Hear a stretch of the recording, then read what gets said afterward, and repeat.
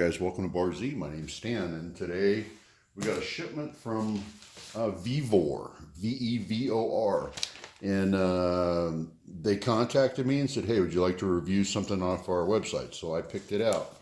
Now, some of you may know that the Hogan Ogura hole punch got stolen from me off of a job site. And this is all I've got left to remember my tool by. Is I put this in my office, and I've got the instruction manual for my Hogan. Now this was a beam punch. Actually, I'll break to a little clip of this thing actually in operation.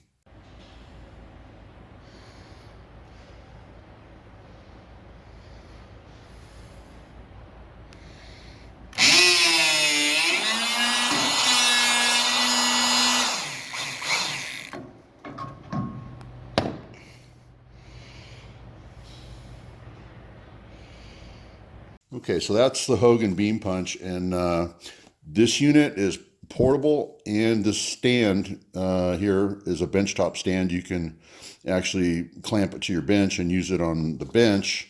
And the things I got with it, I got some of the accessories with it. There's a parts breakdown, but I got the foot switch with it. So when you get it on the bench, you can use it as a foot switch, and all you do is put a piece of Velcro around the trigger and then use the foot switch to actuate it, which is nice for bench work. Or it's portable enough where you can take it up in the air and work on an I-beam up in the air. In the D handle and the two handles, you got like a T handle here, and then the D handle is very convenient for moving it around. This unit weighs about 45 pounds, somewhere in there. I don't know if there's a spec on it. I'm just guessing at the weight. Oh, 24.9 pounds. So, okay, so it was pretty light. It wasn't bad to swing around, you know. The C-frame down here was pretty heavy. There's a big forged steel C-frame. It was a forging, so that, you know, that's got some gravity to it. But as many of you know, this was stolen from me. So what I found on the Vevor website was another C-frame punch. Now this one's straight hydraulic. It doesn't have the D handle like that.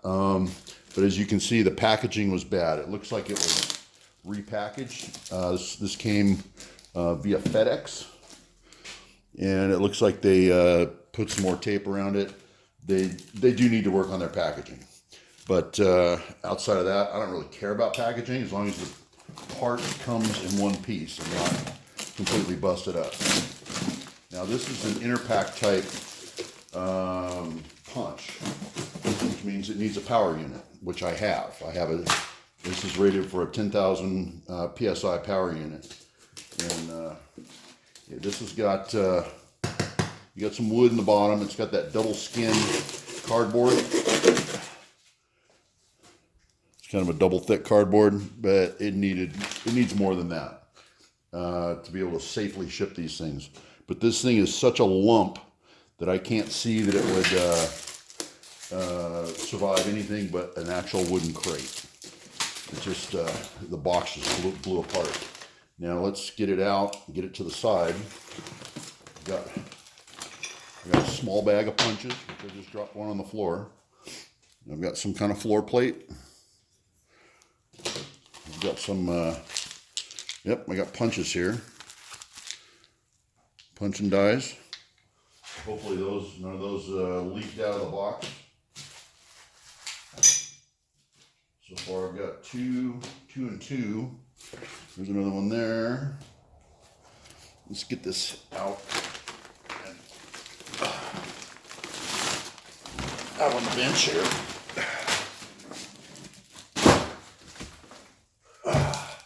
Now you can see why I wasn't too worried about it.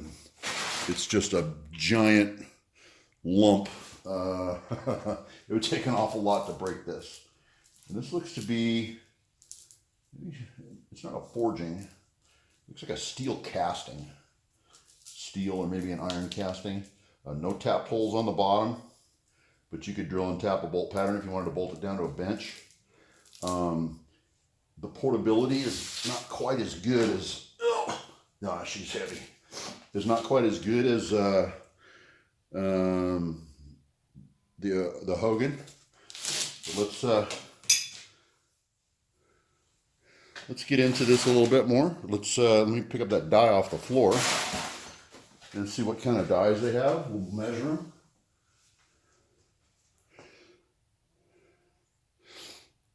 .8. Now that's going to be metric, obviously. So that's about a 1/2 inch hole. And dies and punches. That one goes to that one. That one goes to that one. That one goes to that one. And then we've got one set that's already installed on it. Now this is model number CH70. Output is 35, which is actual tonnage. Maximum, let's see what we got here. Maximum plate, they're saying 12 millimeter. Throat depth is 110 millimeter. And maximum aperture, which I think they mean the hole size, is 3/4, which is this one here. That's a 3/4 die set right there. Anyways, now it's got, I'll probably have to go down to Hose Man and get a fitting to make sure this hooks up to my my power unit. Yeah, that's a funky one. This is the kind I use right here. And you can see the difference. My stem is quite a bit larger, and mine has the little plunger in it, so that whenever you disconnect, the oil will stay in the cylinder. You don't lose any of your oil. So we're going to change out that fitting. I'm going to pop that off and get a new fitting on there, and that suits our quick connect capabilities from the power unit. Because I use my power unit for, I got a toe jack, I got a 10-ton ram, I got a 30-ton ram, I've got it so it hooks up to my shop press. I mean, it's real versatile. I actually have it for my engine hoist too, so you can use the foot pedal for an engine hoist, which is nice. So I need to go get a fitting, and we'll bring you back, and we'll come test this, see how she does. You know, I've got some plates, and we can stick them in there, check it. Everything looks good so far. I wasn't too worried about it being broken because it's not fragile at all. It's heavy, but it's not fragile. So we'll bring it back and we'll play with it a little bit. Okay, well, I'm back from the hydraulics shop, and I went and got me a quick connect pair. And that's just how they work. There's an O-ring inside of this one. They both have a plunger so that debris can't enter the system. There's a little plunger on both sides. And you can put it into the O-ring. You can feel the O-ring seal, and then you can feel it hit those two little plungers. Then when you finish your screw connection, that opens those plungers and lets the oil flow straight through. So that's considered a hydraulic quick connect there. But you can see the one that came on it. And I'm not saying this is not going to work with yours, but that's the difference in them right there. And this is the one that I use. So I wanted to make sure I got the same one so it would fit my power unit and be compatible with all my other devices. So here's a 20-ton ram here, and that's the connector I use on those. All right, so you know, I've got a 10-ton ram, I got a 20-ton ram, I've got a toe jack, I've got my engine hoist, I've got, you know, a lot of things that take the same fitting. So I don't want to mix and match. So I want them all compatible with each other. But the one it comes with, it may work with yours, it may not. You may have to change the fitting. No big deal. It's a standard pipe thread. That's a 3/8 pipe thread. Little pipe tape on there, and screw it in, and you're good to go. I did top off the fluid. With these things, when you hook up an inner pack for the first time, there's always a little air bubble in there. Always cycle your hydraulic equipment. You know, fully extend the cylinder with the power unit. Let it retract, fully extend, fully retract, and get the air back to the power unit so it can bleed out. So we've got, you know, you got all the air bubbles out of it, so you get all your power out of it. All right, so let's get this thing in and punch those some holes. I did want to convert some of the metrics to standards here. The unit I got is a CH70, which is a 35-ton unit. The dies that go in it, they call it an aperture, but the dies are 3/8 to 3/4. So here's the ones I have down here. 3/8, it's 11.1 millimeter. 1/2 inch, which is 14.3 millimeter. 5/8, which is 17.5 millimeter, 3/4, which is 20.6 millimeter. So we've got 4 sets of dies. The capability of this one is the maximum thickness in steel is 0.315, which equates to roughly 5/16, 8 millimeter plate. And then aluminum and copper, they're saying 0.459, which is 12 millimeter, or roughly 7/16, a little over 7/16. It's just shy a 1/2 inch. And the throat depth on this one is 110 millimeter. That's the throat they're seeing in here. So those are the specs on this one. Is the CH70. They've got a CH60, 70, and 80. There's a couple of representations of the 70, which is the one you see here, and the 60 is a little smaller unit. The 60 is a 31 ton, 6 millimeter plate in steel, and 10 millimeter plate in copper and aluminum. All right. Well, let's get a fitting on there and get to punching some holes. Okay, well, we're hooked up. When you're using these, you need to make sure they're fully seated. Otherwise, you don't push the plungers in all the way, and it can limit your flow. I got it set up to my foot pedal, which is a air over hydraulic power unit. It puts out 10,000 psi. So we can, it wouldn't hurt to cycle it one time, make sure we got all the air out of it.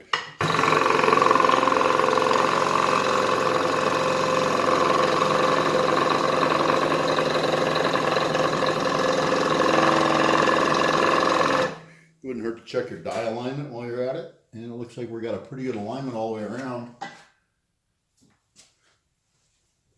So that's at the end of the stroke. The die is completely down into the, or the punch is completely down into the die. And then it's a spring return. This is not a double acting cylinder. The spring seems pretty heavy. Hopefully it'll strip the parts well enough. That's a 3/4 die that's in there. Let's, I got a piece of 1/8 inch plate right here. Let's try that.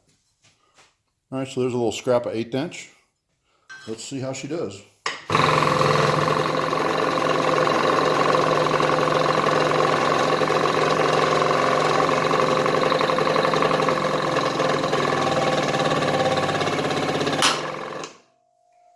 She's through. It feels like it's going to strip good. Let's see how it does. Nice. A little bit of burr in the back, not bad, but they all do that. Hole's clean enough, it's not bad. And your slug is down in the die, but the hole's open all the way through, so as you stack them up, they're just gonna punch clean through. Okay, we're moving on to a thicker material, and this time I'm gonna swab the punch and the die both with a little bit of anchor lube. That just helps with stripping. And let's see how we do. As you can see, I've already tried it. And it's not fast at all, but it gets it done.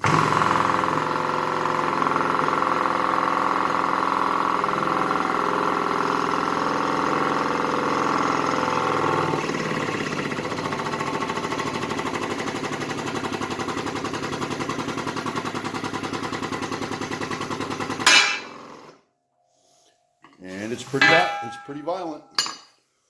You just wait for the bang. And there she is. All right. So I'm sure we'd do even better on the thinner material. Here's your slug. There's the one that I just tried before I filmed it. And we are 1/4 inch. These are a little bowl shaped now because of the punch, but you can see there 275 thousandths, so that was 1/4 inch material when we started. And that's the biggest hole in the set. I would chance to guess if you had to go any farther than 3/4 of an inch, you would really be pushing this 35 ton unit hard. I think it's just a little too much to ask for it to do 7/8 or 1 inch, but they do make a bigger model. That's the 40 ton unit that does the larger holes. So I think it's going to be fine with the smaller ones. I don't see any reason why the smaller ones would give you any trouble. And the dies change fairly easily. There's a threaded collar here on top. So there's your punch. Then your die. Of course they give you an Allen wrench. And the dies just slip in down here, which aren't a lot of fun to get out, but they'll get out. You gotta wiggle them a little bit. So there's your punch and die there. And what your rule of thumb is, you never punch material thicker than the diameter of your punch, or you risk breaking a punch. Let's try a smaller one. This is a 13 millimeter, so 1/2 inch hole.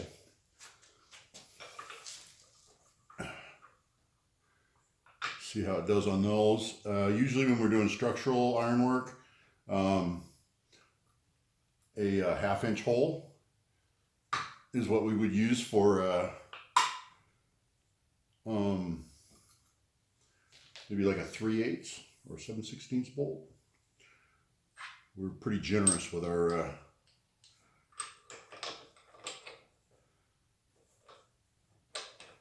holes in structural iron. You want as much forgiveness as possible. I'm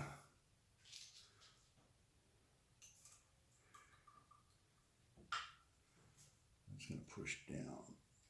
There we go. Okay.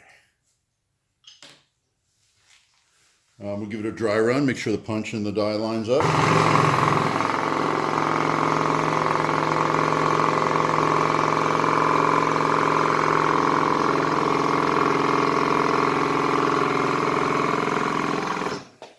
Got good alignment. So back to the 1/8 inch, see how we do there.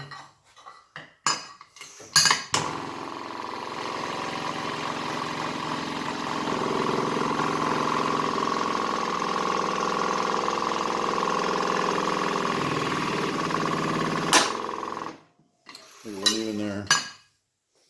So there you are, 1/2 inch hole, pretty easy.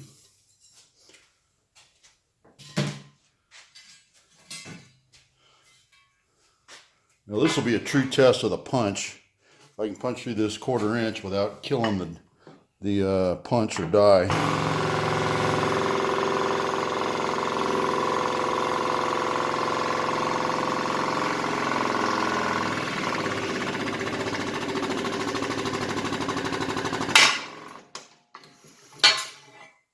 Not bad. Put that 1/2 inch hole right through there, and it wasn't near as violent as punching that 3/4. That was an awful lot of strain. I was using every bit of that 10,000 psi to get that 3/4 inch hole through there. I'm sure the other larger unit has a larger ram on top of the C-frame. Okay, so let's pull these dies out, and I'll show you the complete die package.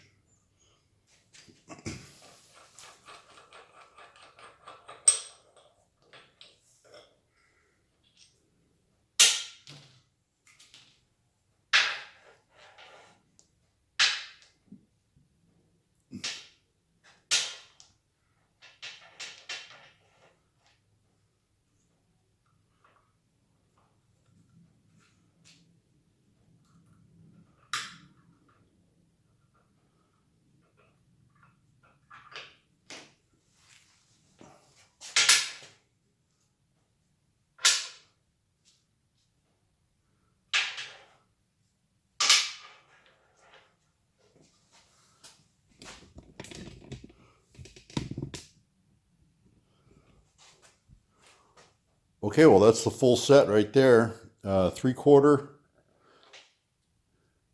17.5 millimeter, which I think is 5/8. 13 millimeter, 13.8, 1/2 inch. And then your 10.5, which I believe is 7/16. So if you had 1/4 inch hardware, you'd use these. If you had 3/8 hardware, you'd use these.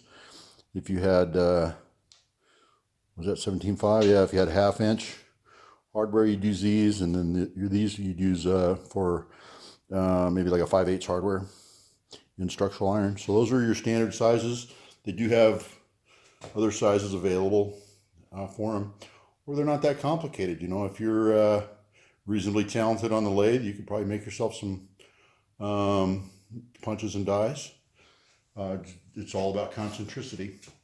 Now, what this machine does not have, what this tool does not have, is the ability to clock your dies. There's no flat spots on the dies, so there's no way you could do an oval or a square or any other shapes, which my old tool was. It was that Hogan. I could get, I had some oval dies for it, which were kind of nice. We were doing 5/8 oval holes in structural steel, and that gave you a little bit of slop for alignment and things like that. But you have no capability of clocking the punches or dies in this thing to maintain their alignment. So that's pretty much out of the question with this tool. Okay, let's talk about some of the clearances, like the throat depth and things like that. Now, if you were punching maybe 2-inch, this is a 2x3 angle, you can get into this web, as you can see I did here. You can get in close to that web, 1 inch on center, which isn't bad. So your holes, you can't get any holes right up tight to the web, but you are limited to 1 inch. The other thing is too, you got plenty of clearance on the backside if you're doing some 2x2 angle or maybe some channel. You got room to get 2 inches through there this way. Also I should probably mention that you've got 4.5 inches from the center line to this back here. So you can get in off the edge, 4.5 inches. And then, like I said, out front, from this front here and from the die head, you're looking at about 1 inch. So if you've got an obstruction there, you can put it in pretty tight there. So I wanted to make mention of those features, because that's quite often a critical factor, being able to punch channels, I-beams, angles. Flat bar's easy, but I just wanted to go over some of that. All right. Well, I think I got myself a winner here. I'm going to put this thing to work. We're going to use it at Bar Z out in the field. I didn't just get this for window dressing. I got it to actually use. Okay, guys. Well, that's going to wrap up this this review for this C-frame punch. I mean, this is a solid lump of steel right here. I've tested all the dies, as you saw over there on that 1/4 inch piece over there. Tested all the dies. They're all very concentric. They all line up good. They all install good. The cylinder doesn't leak. It does what it says it's going to do, and after multiple punching operations, the punch and dies still line up, which would, if they didn't, that would indicate that the C-frame is deflected. But it didn't. This is a lump. This is a heavy tool. All right, but this is not just window dressing for me. We're gonna put it to use at Bar Z, and this is gonna become my daily driver. I'd like to thank the folks out at Vevor. They sent this to me free of charge in exchange for this tool review, and I appreciate them sending it out. And I was pretty surprised with the price. It's not that expensive when you compare this to a U.S. made one. Holy moly, their difference is night and day. But I appreciate the folks out of Vevor, and thanks for sending it out. And, you know, maybe we'll do some more stuff for Vevor and see how their stuff is. But link below to this tool, and go check out their website. Thanks for watching, everybody.